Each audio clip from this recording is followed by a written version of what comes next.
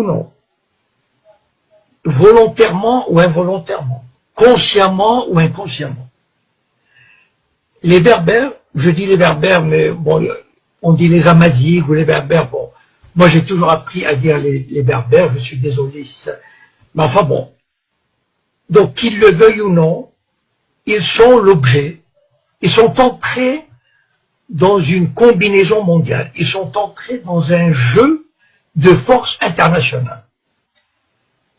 Il y a des forces étrangères, et je vais les citer, c'est le Mossad, en premier lieu le Mossad, avec des services secrets espagnols, français, mais en premier lieu le Mossad, qui a intérêt à semer le trouble, la discorde et la division.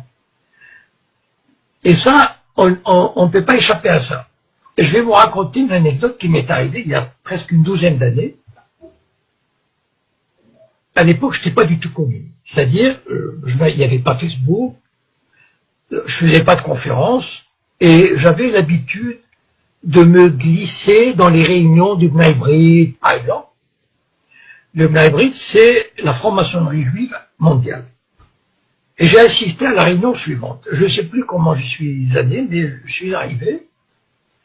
C'était la loge Ben Gurion à la mairie du 16e arrondissement.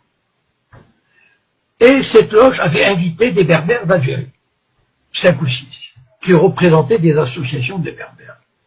Et moi, bon, assis quelque part comme ça, tranquille, j'observais. Et il y avait presque une centaine de personnes. Enfin, c'est une loge très importante. Ils sont tous des juifs sionistes. Et là, ils ont commencé à leur dire, oui, c'est bien, vous menez un bon combat pour votre identité culturelle, votre culture. Enfin, ils les caressaient dans le sens du poil. Et petit à petit, ils les ont amenés, et moi j'admirais leur savoir-faire, parce que franchement, au bout d'une heure, ils les ont amenés, ils leur ont fait croire que leur combat identitaire, leur combat culturel, était le même que celui des Juifs qui se battaient et des Israéliens qui se battaient, qui sont battus pour sauvegarder leur identité, et qu'ils allaient leur apporter leur aide, etc. Et c'est la première fois où j'ai pris conscience que les organisations judéo-sionistes s'intéressaient aux problèmes berbères. Et il est vrai, je voudrais dire juste ceci aux Berbères, juste qu'ils prennent conscience, voilà, de ce fait. Mais ayez juste à l'esprit ceci, qu'il y a des forces extérieures qui vous font miroiter des choses, voilà.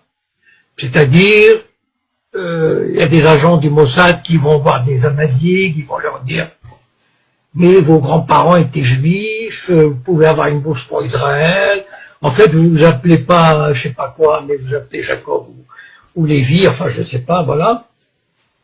Et ça marche pour certains. Petit à petit, ils sèment le trouble. Et certains Amazighs, certains Berbères pensent